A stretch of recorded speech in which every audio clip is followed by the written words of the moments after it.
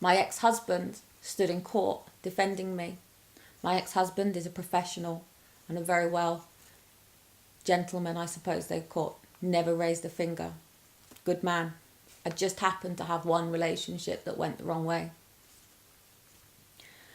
They also state here about my sexual abuse. They make it very clear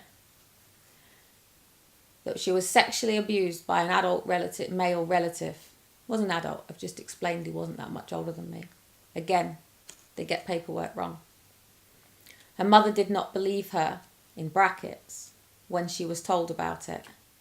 Kellie also told me that she was gang raped at the age of 11, and after it she found it difficult with no support to cope with this. 11-year-old girl who's gone to the police to say about sexual abuse, who's told that she's a liar, who then had to go out onto the streets with everybody knowing this. This is a child who has a right to a private life. I'm gagged because if my children were abused, they have a right for nobody to know what's going on. I told the head of my school. The head of school notified social services. Social services notified the police.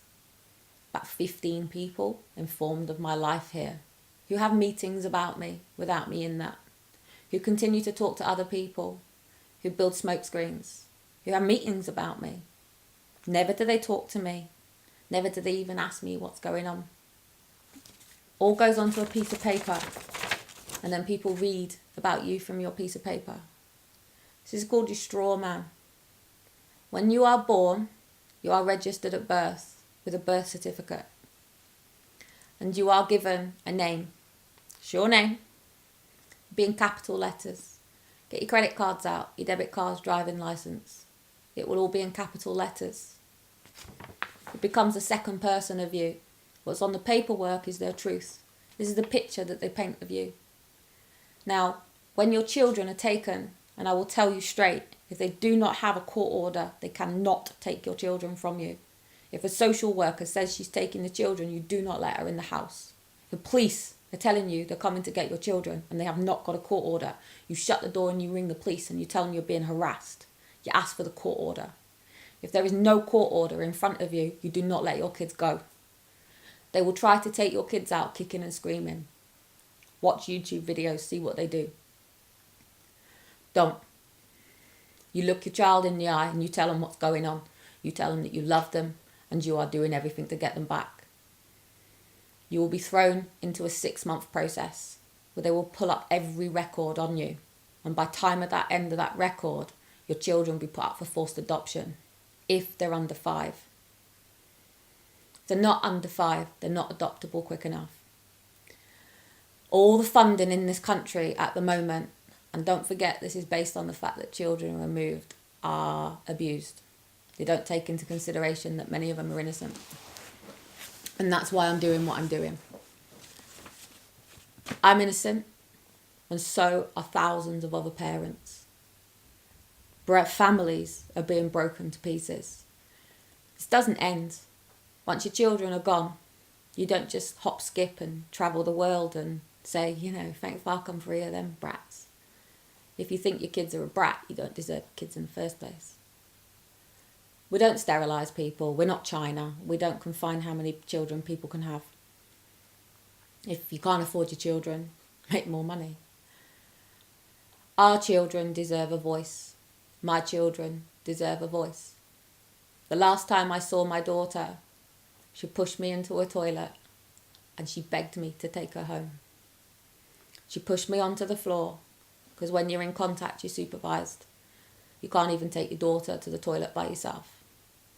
She ran down the corridor, quick mummy, quick, quick, because she didn't want the supervisor to come with us. She wanted her brother with her and they wouldn't let her because he's male. She pushed me onto the floor and she looked me in the eyes and she said, "Mommy, please, just take me." She looked me in the eyes again and she said, "Mommy, just please take me." And I looked at her and I said, "I can't. I'm so sorry, baby, I can't." And she just said, "Please, Mom, please just take me." She's 3 years old. Both of my children when they were first thrown into contact.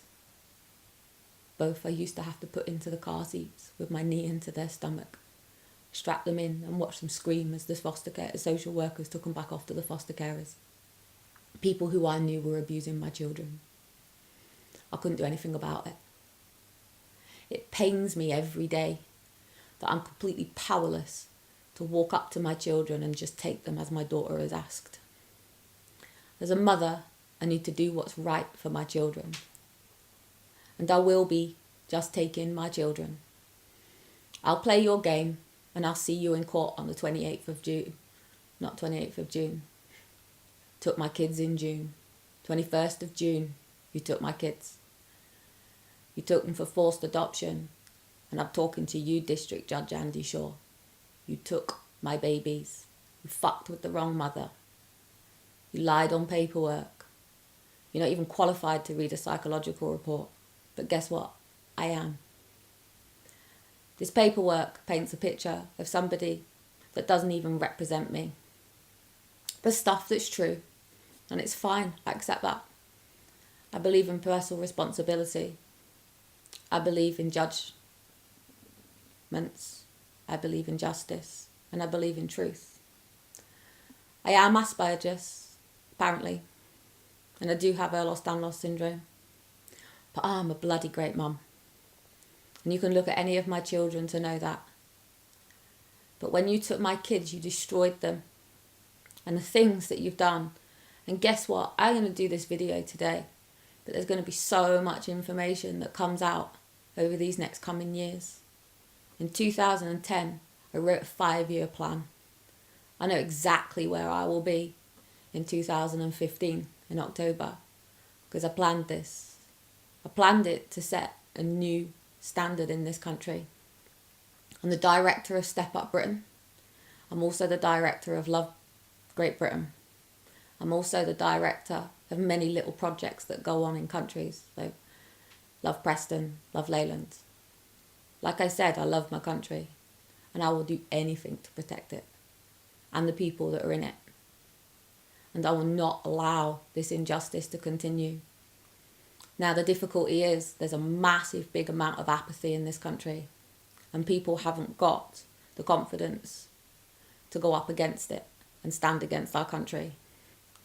The difference between me and them is you've got my kids. My why is huge. You've got my baby girl and you're holding her hostage in foster care. Foster care is a prison for children. 72% of children in foster care result in mental health. Our biggest societal problem is foster care children. You lie to these children. You even tell them their parents are dead. Every day I have 3 to 10 people contact me a day to say that their children have been taken.